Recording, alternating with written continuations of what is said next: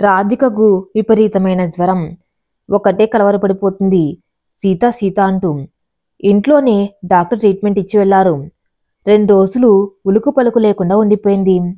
సుభాష్కు శకుంతలకు కూడా బాధగా అనిపించింది. జయంతి వచ్చింది. రాధికకు ఓదార్పు మాటలు చెప్పింది. శకుంతల గారు కూడా రాధిక వాళ్ళ ఉన్నన్ని రోజులు కాలేజ్కు సెలవు పెట్టింది.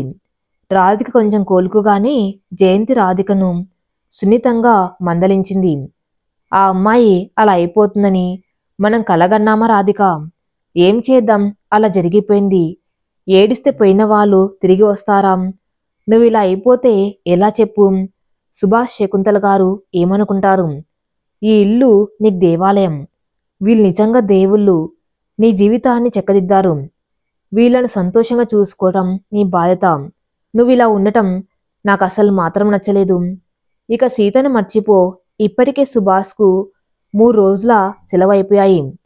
ఇక్కడ ఉండే కొన్ని రోజులు నువ్వు బాధపడుతూ ఉంటే శకుంతల గారు ఏమనుకుంటారు? ఆవిడ కూడా బాధపడతారు. అవసరమా ఇదంతా? బయటి సమస్యలన్నీ ఇంటికి తెచ్చుకొని మరి నువ్వు బాధపడుతూ అందరినీ బాధ పెడుతున్నావు అంటూ రాధికను సున్నితంగా మందలించింది జయంతి. నిజమే, ఇక ఈ విషయం ఆలోచించకూడదని నిర్ణయించుకుంది రాధిక. కొద్దిగా సీత ఆలోచనల నుండి బయటపడింది. ఆ సాయంత్రం రాధిక శకుంతలు కలిసి షాపింగ్కి వెళ్లారు. మౌనిమాకు కొత్త డిజైన్లతో వచ్చిన చుడిదార్స్, రాధిక శకుంతల వెయిట్ లేస్లో మంచి డిజైన్ శారీస్, మంచి వర్క్ శారీస్ కొని ఇంటికొచ్చారు. ఆ రాత్రి భోజనాల తర్వాత శకుంతల తలనొప్పిగా ఉంది అంటే సుభాష్ రాధిక మెల్లగా నడుచుకుంటూ దగ్గరలోని మెడికల్ షాప్ దగ్గరకు వచ్చి టాబ్లెట్స్ తీసుకుని నడుచుకుంటూ వస్తూ ఉండగా చిన్నగా చినుకులు మొదలయ్యాయి. టైం చూస్తే రాత్రి 9:30. చూస్తుండగానే వర్షం పెద్దగా కురుస్తుంది. ఇద్దరు దగ్గరలోని చెట్టు కింద నించున్నారు కాసేపు. రాధికలో చాలా మార్పు. మొదట్లో చాలా సన్నగా ఉండేది. ఇప్పుడు కొంచెం బరువు పెరిగింది. ఆకర్షించే కళ్ళతో చూడ చక్కగా ఉంది. వర్షం తగ్గుముఖం పట్టింది. ఇద్దరు ఒకరు చెయ్యి ఒకరు పట్టుకొని నడుచుకుంటూ ఇంటికి వచ్చారు. బయట చల్లటి వాతావరణం. సుభాష్ ఇంట్లోకి రాగానే టాబ్లెట్స్ కవర్ రాధిక చేతికిచ్చి రూమ్లోకి వెళ్ళిపోయాడు. రాధిక ఒక గ్లాసులో వేడి పాలు, టాబ్లెట్స్ తీసుకొని శకుంతల గారి రూమ్లోకి వెళ్ళింది. శకుంతల టాబ్లెట్స్ వేసుకొని నిద్రపోయింది. రాధిక కిచెన్లోకి వెళ్ళి ఇంకో గ్లాస్ వేడి పాలు తీసుకుని సుభాష్కు ఇవ్వడానికి వెళ్ళింది. అప్పటికే సుభాష్ రూమ్లో లైట్ ఆఫ్ చేసి ఉన్నాయి. రూమ్లోకి వెళ్ళిన రాధిక చీకటిగా ఉండటంతో లైట్ ఎందుకు ఆఫ్ చేశారంటూ రూమ్లోకి అడుగుపెట్టింది. ఎందుకంటే ఇందుకు అంటూ రాధికను చుట్టుకోబోయి రాధిక చేతిలోని వేడి పాలు చేతికి తగిలి కాలడంతో పాటు గ్లాస్ కూడా పెద్ద శబ్దంతో కింద పడింది. వెంటనే రాధిక లైట్ ఆన్ చేసింది. సుభాష్ చేతి వేళ్లపై వేడి పాలు పడ్డంతో కొద్దిగా చర్మం ఎర్రగా కందిపోయింది. అయ్యో సారీ అండి అంటూ ఎర్రగా కందిన చేతి వేళ్లకు వెన్నపూస పూద్దామని కిచెన్లోకి వేగంగా వెళ్ళింది. రాధిక వెన్నపూస రాయగానే కొద్దిగా నొప్పి తగ్గినట్టు అనిపించింది సుభాష్కు. సుభాష్ పక్కనే కూర్చుంటూ ఎందుకంత తొందర? ఏంటి ఈ చిలిప్పండ్లు? చూడండి, ఒక క్షణం ఓపిక లేదు. అయినా మిమ్మల్ని చూస్తే చాలా ఆశ్చర్యం అనిపిస్తుంది నాకు. మరి ఇంత రొమాన్స్ ఏంటి అంటూ అలిగిన సుభాష్కు చెక్కిలి గింతలు పెడుతూ ఉంటే సుభాష్ అలక ఎగిరిపోయింది. ముచ్చటగా నవ్వుతూ ఏం చేయమంటావు చెప్పు, నువ్వంటే ఇష్టం మరి అంటూ తను కూడా చెక్కిలి గింతలు పెడుతూ దగ్గరికి తీసుకున్నాడు. మొదటి నుంచి తను చూస్తుంది సుభాష్ చాలా సీరియస్గా ఉండే మనిషి. పెళ్ళినప్పటి నుంచి తనే ప్రపంచం అయిపోయారు రాధికకు. మొదట్లో తెలియదు కానీ ఇప్పుడు సుభాష్ చిలిప్పండ్లు, సుభాష్ చెప్పే చిలిపి కబుర్లన్నీ రాధికను ఒక కొత్త ప్రపంచంలోకి నెట్టేస్తాయి. పెళ్ళయ్యాక ఆడపిల్ల జీవితం పూర్తిగా భర్తతో ముడిపడిపోతుంది. తనకున్న ఆశలు ఆశయాలు కూడా అత్తింటి బాధ్యతల ముందు చిన్నవే. అమ్మాయికి జీవితం అంటే మంచి వ్యక్తితో పెళ్లి జరగటమే. ఎవరికైనా మంచి జీవిత భాగస్వామి దొరికితే అదే నిజమైన సక్సెస్. ఎంత గొప్పవాళ్ళైనా మంచి వాళ్ళైనా సరైన వ్యక్తిని భాగస్వామిగా ఎన్నుకోకపోతే మాత్రం జీవితం అంతా శోకమయం, చీకటిమయం. మరుసటి రోజు ఉదయం నిద్రలేచి ఫ్రెష్ అయి తమ రూమ్ నుండి హాల్లోకి వచ్చిన రాధికకు 2 పెద్ద లగేజ్ బ్యాగ్స్ కనిపించాయి. ఎవరివా లగేజ్ అని ఆలోచిస్తూ ఉండగానే కిచెన్లోంచి టీ కప్తో ఒక అమ్మాయి ఆ వెనుకగా శకుంతల గారు హాల్లోకి వచ్చారు. శకుంతల గారు తన చేతిలోని 2 టీ కప్లలోంచి ఒకటి రాధిక చేతికి అందించింది. రాధిక, ఈ అమ్మాయి మహతి 6 నెలల క్రితమే రావాల్సింది, ఇప్పుడొచ్చిందంటూ ఆ అమ్మాయి నవ్వుతూ ఉంటే రాధిక కూడా చిరునవ్వుతో తెలుసు అత్తయ్య అనుకున్నాను, మహతి గారి అయ్యుంటారని అంది. వెంటనే మహతి, హాయ్ రాధి, కాల్మీ మహా, అండి గారు అంటూ మర్యాదలు మనకొద్దు అంది నవ్వుతూ. ఎంత అందంగా ఉందో మహతి, చాలా సింపుల్గా కూడా ఉంది. నవ్వితే బుగ్గన సొట్ట మళ్ళీ మళ్ళీ చూడాలనిపిస్తుంది. రాధిక అప్పుడు అనుకుంది, ఏంటి రవి అన్న ఈ అమ్మాయిన వద్దనుకుంది, ఏం తక్కువ ఈ అమ్మాయిలో, పోయి పోయి ఆ లాస్యను ప్రేమించి కోలుకోలేని దెబ్బతిన్నాడు పాపం అనుకుంది మనసులో. మహతి వాళ్ళ పేరెంట్స్ కూడా జరిగిన యాక్సిడెంట్ గురించి, వాళ్ళ క్షేమ సమాచారాల గురించి అడిగింది రాధిక. అందరూ బాగున్నారంది మహతి. మాటల మధ్యలో సుభాష్ వచ్చాడు. మహతిని చూడగానే హాయ్ మహా, హవ్ ఆర్ యూ అంటూ దగ్గరికెళ్ళాడు. ఫైన్ సుభా అంటూ సంతోషంగా హవ్వీజ్ రవి అని అడిగింది. అప్పుడైనా వెళ్ళి ఫ్రెష్ అయ్యేరా మహా, టిఫిన్ తిని రెస్ట్ తీసుకో, తర్వాత అన్ని మాట్లాడుకుందాం అన్నాడు సుభాష్. సరే అంటూ రూమ్లోకి వెళ్ళింది మహతి. శకుంతల గారు టైం అయిందని కాలేజ్కి బయలుదేరి వెళ్లారు.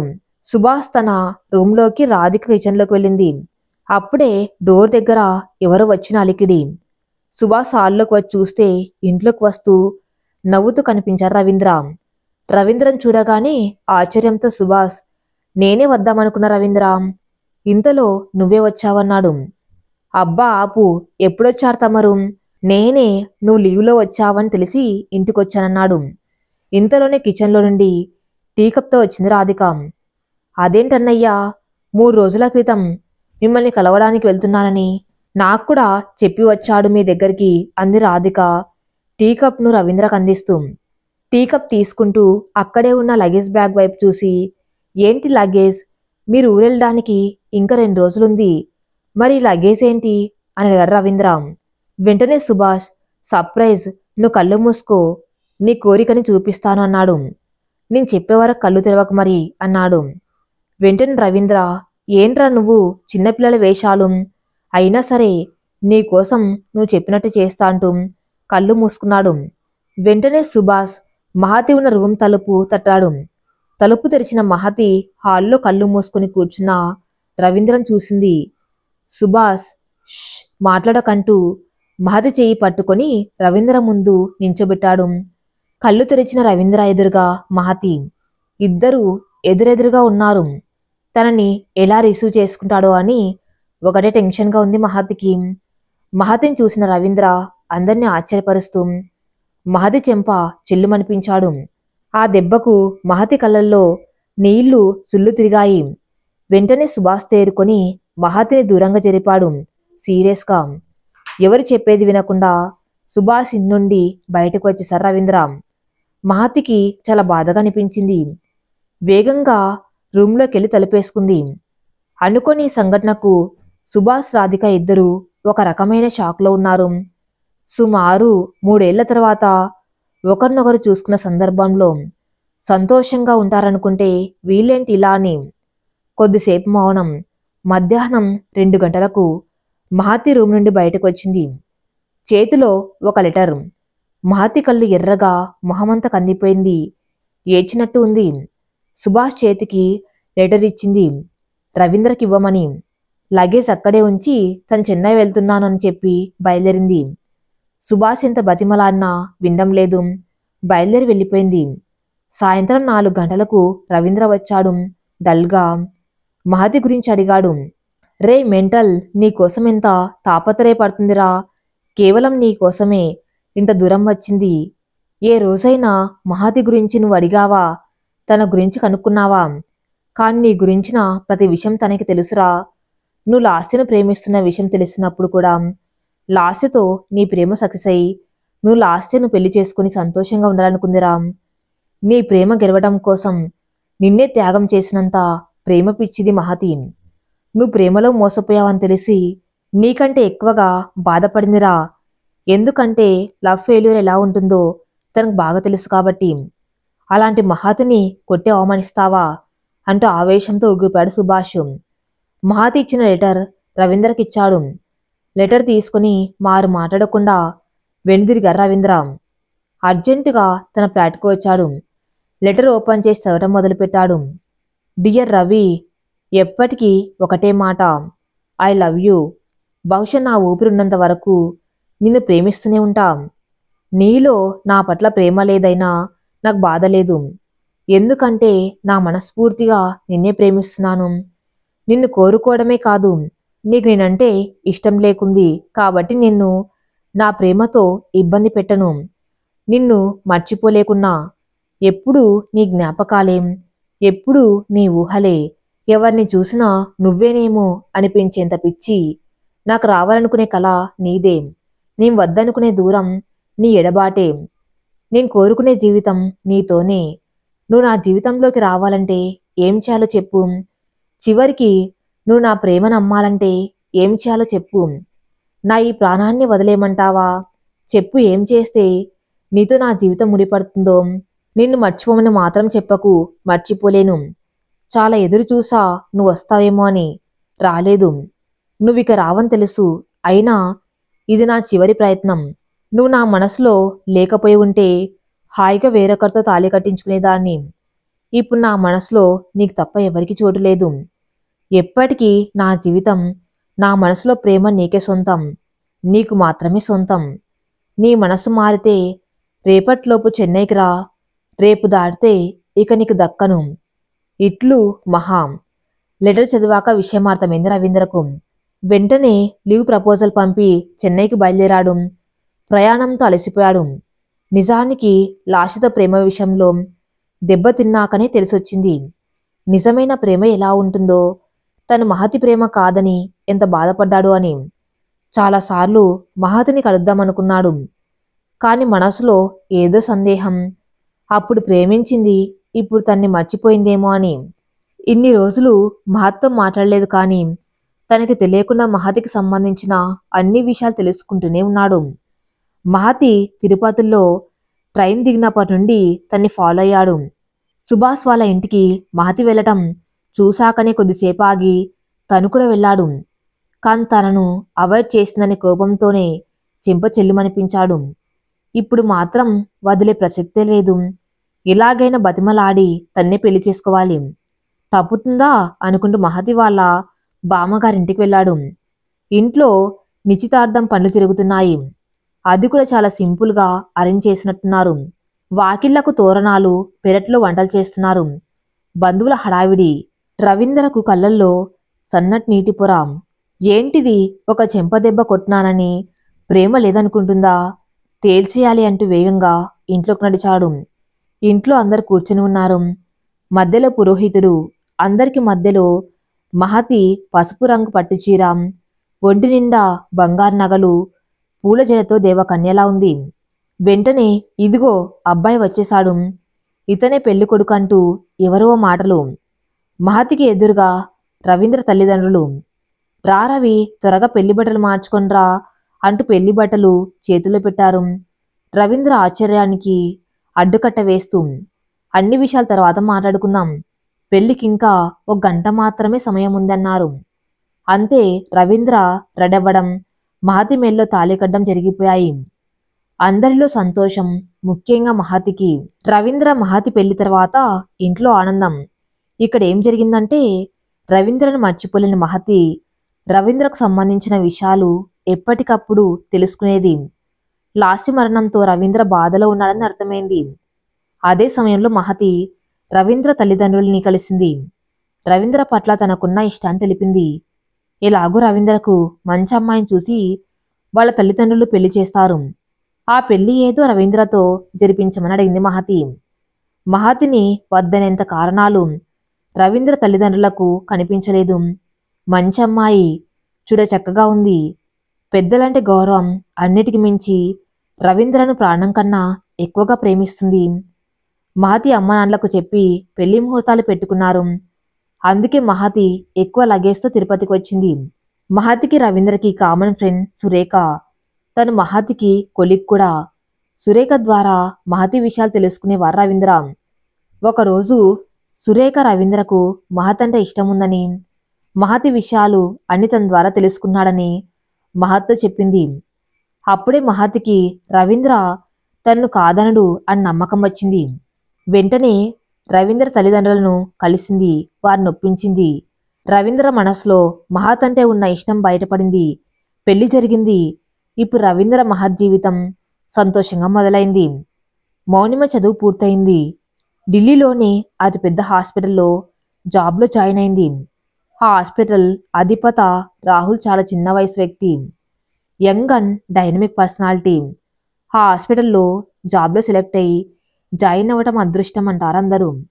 మంచి శాలరీతో పాటు మంచి వర్క్ ఎక్స్పీరియన్స్ వస్తాయని చెప్తూ ఉంటారు.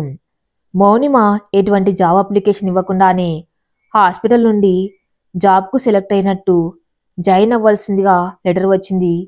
మౌనిమ ఫ్రెండ్స్ కూడా మౌనిమది అదృష్టం అని మరీ పొగిడారు. మౌనిమ హాస్పిటల్కి వెళ్ళింది. చాలా పెద్ద హాస్పిటల్.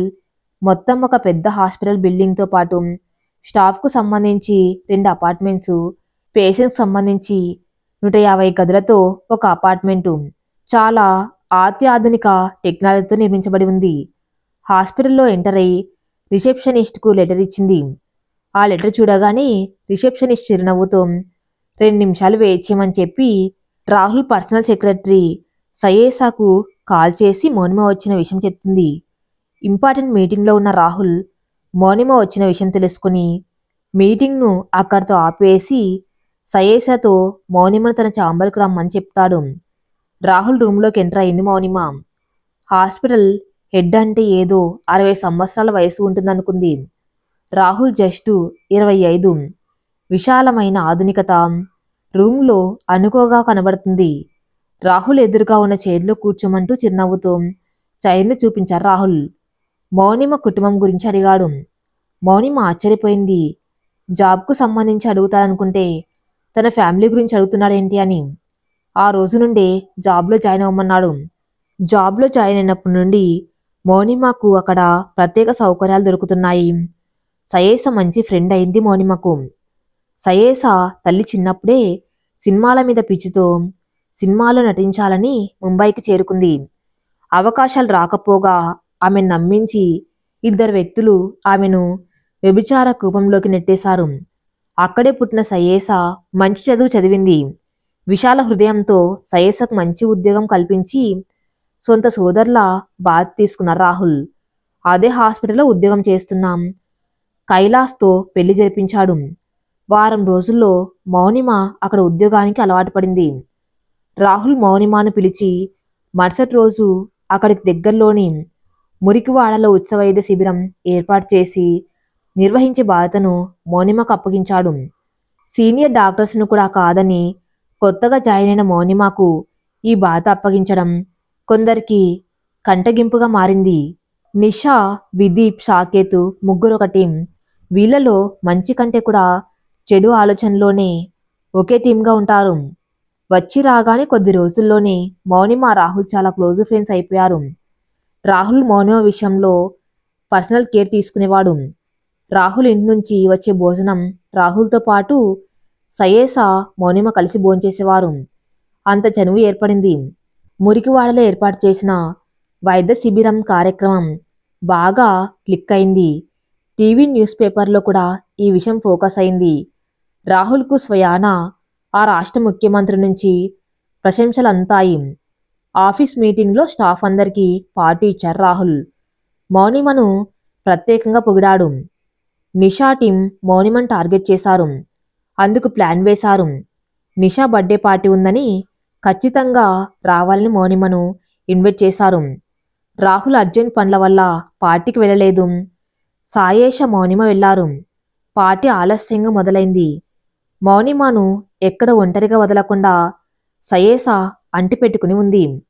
ఏమైందో కానీ సయేస పార్టీలో కళ్ళు తిరిగినట్టు అనిపించింది. అప్పుడే విదిత్, సాకేత్ మౌనిమ పట్ల అసభ్యంగా ప్రవర్తించడం మొదలుపెట్టారు. మౌనిమకు కూడా కళ్ళు తిరుగుతున్నట్టు అనిపిస్తుంది. కానీ వీళ్ళ నుండి ఎలానో తప్పించుకొని రోడ్డు మీదకు వచ్చింది. అంత చీకటి. ఒకవైపు భయం, ఇంకోవైపు మైకం. అప్పుడే వెతుక్కుంటూ వచ్చిన విదీష్ కళ్ళకు కనపడింది మౌనిమ. అంతే, దగ్గరికి రావటం మొదలుపెట్టారు. మౌనిమకు స్పృహ తప్పుతుందన్నప్పుడే ఎవరో ఒక వ్యక్తి రావటం, మెరుపు వేగంతో విదీష్ సాకేతును కొట్టడం, మౌనిమను చేతుల్లో తీసుకుని వెళ్ళటం క్షణాల్లో జరిగిపోయాయి. స్పృహలోకి వచ్చిన మౌనిమ కళ్ళు తెరిచి చూసేసరికి ఒక్క నిమిషం ఏం అర్థం కాలేదు. తనెక్కడుందో. విశాలమైన గది, విండోస్కు ఇంపోర్టెడ్ కటన్స్, అద్భుతమైన వాల్ పెయింట్స్, చాలా అద్భుతంగా ఉంది ఆ గది. ఆ బెడ్కు ఒక పక్కగా ఉన్న ఫోటో మౌనిమను ఆకర్షించింది. లేచి వెళ్ళి ఆ ఫోటోను చేతిలోకి తీసుకుంది. అందులో రాధిక, సుభాష్ ఉన్నారు. మౌనిమ ఆశ్చర్యపోయింది. అప్పుడే ఆ గదిలోకి వచ్చారు రాహుల్. రాహుల్ను చూడగానే ఆశ్చర్యంతో తన అన్న వదిన ఫోటోను రాహుల్ చేతికిచ్చింది. ఈ ఫోటో ఇక్కడ ఎలా రాహుల్ అని అడిగింది. ఆ ఫోటోను చేతిలోకి తీసుకొని మౌనిమను కూర్చోమని తను కూడా మౌనిమ పక్కనే కూర్చున్నాడు. చెప్తాను మౌనిమ, మొదట ఒక విషయం. ఇప్పుడెలా ఉంది? రాత్రి నేను సమయానికి రాబట్టి సరిపోయిందన్నాడు. అప్పుడు గుర్తొచ్చింది, రాత్రి విదీష్ సాకేతులు తన వెంటపడ్డం. మరల రాహుల్ చెప్పడం మొదలుపెట్టాడు. ఇక ఆ ఫోటో అంటావా? ఆ ఫోటోలో ఉంది మా వదిన మాత్రమే కాదు, నాకు స్వయాన అక్క. నన్ను చిన్నప్పుడే చాటి సంస్థ వాళ్ళు తీసుకువెళ్లారు. విదేశాల ధనవంతులైన స్టీఫెన్ క్యాథరిన్ దంపతులను దత్తత తీసుకున్నారు. బాగా చదివించారు. వారి ఆస్తికి నేను ఏకైక వారసుని. 4 సంవత్సరాల క్రితం ఇద్దరు చనిపోయారు. నేను ఇలా ఇండియా వచ్చి సెటిల్ అయ్యాను. అక్కడ నాకు ప్రాణం. లెటర్స్ రాశాను, నో రెస్పాన్స్. తన్ని కలిసినా దగ్గరకు రానివ్వదని భయం. అందుకే నీ ద్వారా మా అక్కని కలవచ్చని ఆశపడ్డాను. ఈ క్రమంలో నిన్ను ఇష్టపడ్డాను. నువ్వు ఒప్పుకుంటే పెద్దలతో మాట్లాడి పెళ్లి చేసుకోవాలి అనుకుంటున్నాను. ఆలోచించి నీ నిర్ణయం చెప్పు మౌనిమ. ముఖ్యంగా మీ కుటుంబం మా అక్కకు మంచి జీవితాన్ని ఇచ్చింది. తనకి పెళ్లి జరిగి భర్త చనిపోయాడని తెలిసి కూడా సుభాష్ గారు మా రాధికను పెళ్లి చేసుకోవటం, సంతోషంగా చూసుకోవటం నాకు తెలుసు మౌనిమ. మౌనిమ మరుసటి రోజు రాహుల్ అంటే తనకి ఇష్టమే అని పెద్దలతో తన పెళ్లి గురించి మాట్లాడమని చెప్పింది. రాహుల్, మౌనిమ తిరుపతికి శకుంతల గారింటికి వచ్చారు. సుభాష్ రాధికను కూడా పంపించింది శకుంతల. రాధికను చూసిన రాహుల్ ఆప్యాయంగా అక్క అంటూ రాధిక దగ్గరికెళ్ళాడు. రాధిక 2 చేతులు పట్టుకొని, క్షమించక్క ప్లీజ్, చిన్నప్పుడు నీతో పాటుగా నేను కూడా ఉంటే అమ్మ నాన్నకు భారం అవుతామని నీ వెళ్ళిపోయానక్క. నువ్వు గుర్తురాని క్షణం లేదక్క. నిజం, నీకోసమే వచ్చేసానక్క. అక్క అంటే అమ్మ తర్వాతి స్థానం. దయచేసి క్షమించక్క అని అడుగుతున్నారు రాహుల్. రాధిక కూడా తమ్ముణ్ణి చూడగానే కోపం స్థానంలో ఆత్మీయత కలిగింది. నిజమే, బంధువులను దూరం చేసుకోవటం చాలా సులభం, కానీ కోల్పోయిన బంధాన్ని కలుపుకోవటం అంత సులభం కాదు. జయంతికి సహాయం చేసిన యువకుడు రాహుల్ అని తెలుసుకున్న జయంతి తిరిగి తన కొడుకు తమ దగ్గరికి వచ్చినందుకు చాలా సంతోషపడింది. రాహుల్, మౌనిమ పెళ్లి అంగరంగ వైభవంగా జరిగింది. కాలం వేగం గడిచింది. శకుంతల, జయంతి కాలం చేశారు. సుభాష్, రాహుల్, రాధిక, మౌనిమ అందరూ పెద్ద వయసు వారయ్యారు. రాధికకు, సుభాష్కు పిల్లలు లేరు. మౌనిమ, రాహుల్కు ఒక బాబు శౌర్య. పేదరికంలో పుట్టి ఎన్నో కష్టనష్టాలు చవిచూసిన రాధిక పెళ్లికి ముందు జీవితమే ఎదురీత. సుభాష్ రాకతో రాధిక జీవితం సుఖమయం, సంతోషమైంది. ఇంతటితో ఈ కథ సమాప్తం. మరిన్ని మంచి స్టోరీస్ కోసం నా ఛానల్ని ఫాలో అవుతూ ఉండండి. Thank you for listening.